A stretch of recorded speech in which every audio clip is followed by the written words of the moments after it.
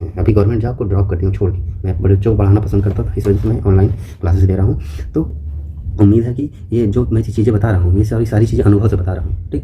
तो ये चीज़ें आपको हेल्प करेंगी। मैं बेसिकली मेरा काम है आपका हेल्प करना, तो आप थोड़ी सी मेरी भी हेल्प करिएगा, मेरे चैनल को सब्सक्राइब करिएगा, मेरे वीडियो को शेयर करिएगा। उम्मीद है ये सेशन आपको बहुत पसंद आएगा, ठीक। मिलते हैं अगले वीडियो में, तब तक के लिए जय हिंद।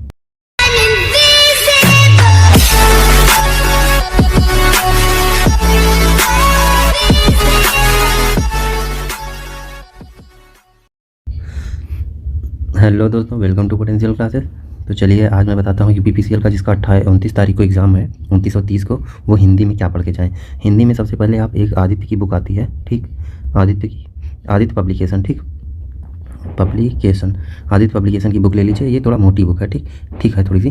तो आप इसकी बुक ले लीजिए, या फिर आप एक मधुबन की बुक रहती है, पतली सी होती है, एकदम पतली बुक है, लगभग मान लीजिए कि 100 पेज की, 60-70 पेज की बुक है मधुबन की। इस मधुबन की बुक से आप क्या करिए, आदित्य की बुक से सबसे पहले आप विलोम पढ़ लीजिए, ठीक।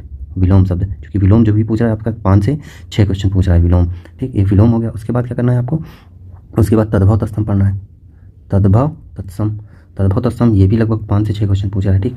ये 2 चीज़ें हो गई। और बात करते हैं अगले क्वेश्चन, अगला चीज़ क्या। तो अगला चीज़ में आपको क्या करना है, 1 मिनट।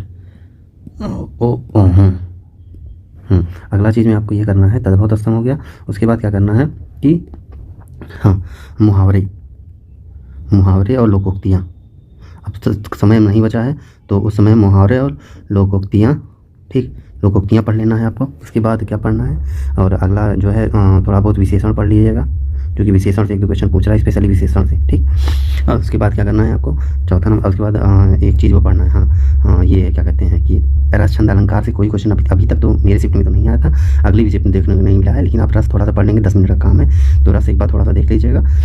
और छंद से एक भी क्वेश्चन अब तक नहीं देखने को मिला है, तो हो सकता है कि ना आए, लेकिन फिलहाल एक बार आप देख के जाइएगा। रस हो गया, छंद हो गया, और रही बात अलंकार की, तो अलंकार ओवरऑल आप ऊपर से देख लीजिएगा, ठीक। अलंकार हो गया।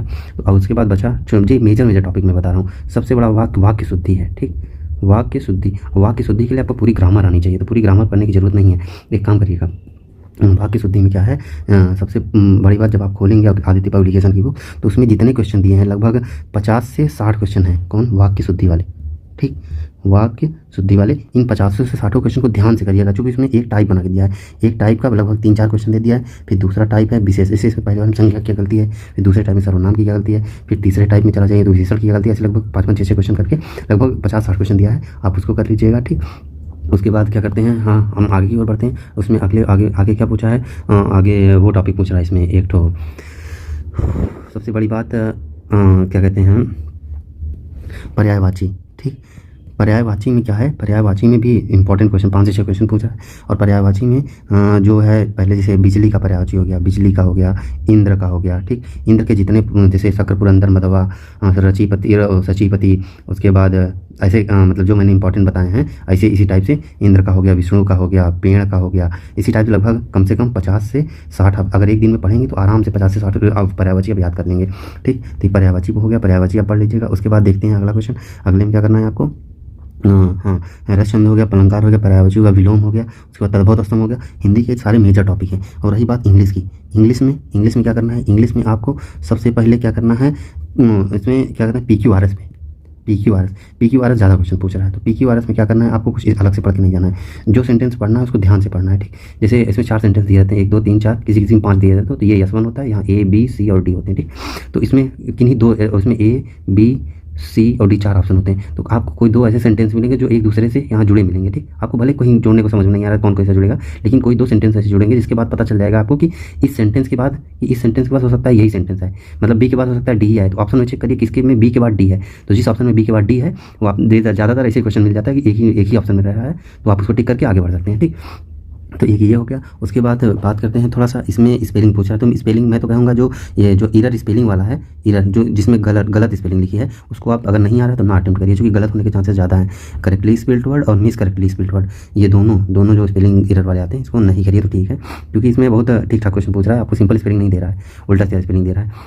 उसके बाद हाँ, पैसिव में एक्टिव पैसिव पे थोड़ा सा ध्यान दीजिएगा, क्योंकि 3 से 4 क्वेश्चन एक्टिव पैसिव पूछ रहा है। तो पैसिव में क्या करना है आपको, आप एक काम करिए, पैसिव में चले जाइए। पहली बात तो मैं आपको यही बता दे रहा हूँ कि प्रेजेंट का जो जितने इज एम आर वाले हैं, प्रेजेंट इंडेफिनिट जब भी बदलेगा वो प्रेजेंट कंटिन्यूस में बदलेगा, मतलब यस या ईएस जो है इज एम और आर में बदलेगा, ठीक, इज एम और आर में। अगर एक्टिव वाइज में यस या ईएस है तो या ये जो इसका पैसिव वाइज बनेगा वो उसकी सहायक क्रिया इज एम आर होगी, ठीक। उसके बाद प्रेजेंट कंटिन्यूस मतलब जो इज एम और आर है इसके साथ पैसिव वाइज में बीइंग जुड़ जाएगा, BEING बीइंग जुड़ जाएगा।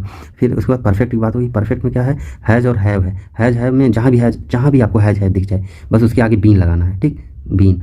एक्टिव वाइज में अगर हैज दिख रहा है, हैज हैव हैड, तो वहाँ बीन मार दिया हैज हैव हैड के बाद, ठीक। और is am are was verb के बाद हमेशा बीइंग आएगा, ठीक। ये मैं आपको एकदम सिंपलेस्ट फॉर्म बता रहा हूँ। और जब वर्ब की सेकंड फॉर्म अगर आ रही है तो एक्टिव वाइज में, तो पैसिव वाइज में क्या होगा, वाज और वर आ जाएगा, ठीक। ये हो गया एक्टिव से पैसिव बदलने का। मैंने 1 मिनट में आपको सब कुछ बता दिया। अगर ध्यान से वीडियो को सुनेंगे तो सब कुछ एकदम क्लियर बताया है कि जितने भी और हाँ, जहाँ भी आपको कैन कुड मॉडल वर्ब मिलेंगी, मॉडल वर्ब के साथ आगे बी जोड़ना है बस, खट्टा से। ये आपको पूरा पैसिव में तैयार करवा दिया। हाँ, कैन कुड में हमारे जितने वाले हैं इसके आगे बी जुड़ेगा। हैज हैव हैड जहाँ भी आएगा ये हैज हैव हैड वाले इसके सामने हमेशा आगे बीन जुड़ेगा, ठीक, पैसिव बदलते वक्त, ठीक। तो और उसके बाद ये सारी हो गई पैसिव के बाद। पैसिव से क्वेश्चन गलत मत करिएगा क्योंकि ये स्कोरिंग पॉइंट है। अब बात करते हैं अगले क्वेश्चन की। अगला क्वेश्चन है कि मतलब अगला पूछ रहा है कि ये नरेशन से। नरेशन में क्या है कि आपको 3-4 नरेशन दे रहा है। नरेशन सिंपल ही है, बस इसमें सन अपान 1 2 3 वाला रूल देख लीजिएगा, ठीक।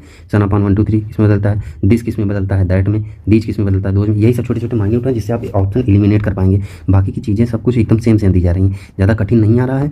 बस यही है कि छोटी छोटी चीज़ों के ऊपर ध्यान देने वाली बात है। तो मैंने आपको एक ओवरऑल पॉइंट बता दिया। और हाँ, सबसे बड़ी बात कंप्यूटर की। लड़के कंप्यूटर से बहुत डर रहे हैं। कंप्यूटर में आप क्या करिएगा, एक मतलब कोई भी किसी एक टीचर की वीडियो देख लीजिएगा, वीडियो। और वीडियो में क्या देखना है, सब कुछ नहीं देखना है आपको MS वर्ड देखना है, MS वर्ड, MS ऑफिस, और उसके बाद पावर पॉइंट, एक्सेल देखना है, और पावर पॉइंट देखना है, ठीक। बस यही चारों चीज़ देखे जाएगा। भर के क्वेश्चन आ रहा है इससे।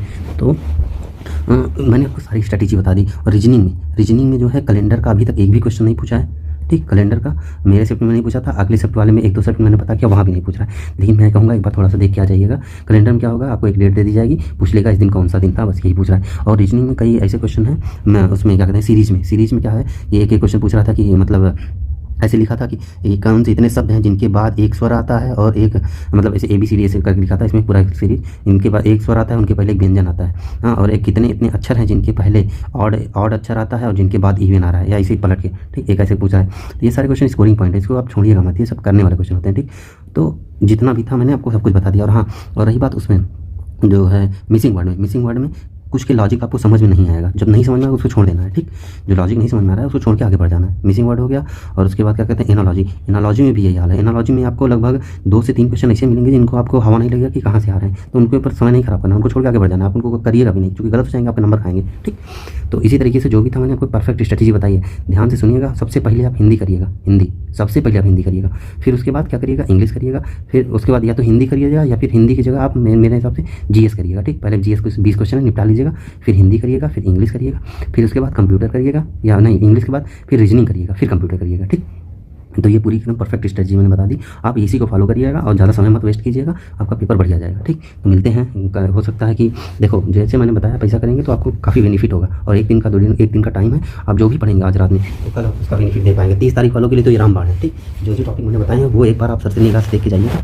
कोई भी आदित्य की हो, पांडे हो, कोई बुक हो वहाँ से पढ़ लीजिएगा, आपको एकदम आपका काम हो जाएगा, ठीक। और हिंदी के लिए ज़्यादा फटकने की जरूरत नहीं है। तो उम्मीद है कि आपको ये सेशन पसंद आएगा और ये हेल्प करेगा आपको, ठीक। तो इसी के साथ मिलते हैं अगले वीडियो में। तब तक के लिए मेरे चैनल को सब्सक्राइब करें, मेरे वीडियो को लाइक करें। उम्मीद है कि देखिए मैं यहाँ पे आपकी हेल्प करने के लिए हूँ, क्योंकि मेरी मदद कोई नहीं कर रहा है इसमें। मैं समझ लीजिए मैं गवर्नमेंट जॉब करता हूँ, मैं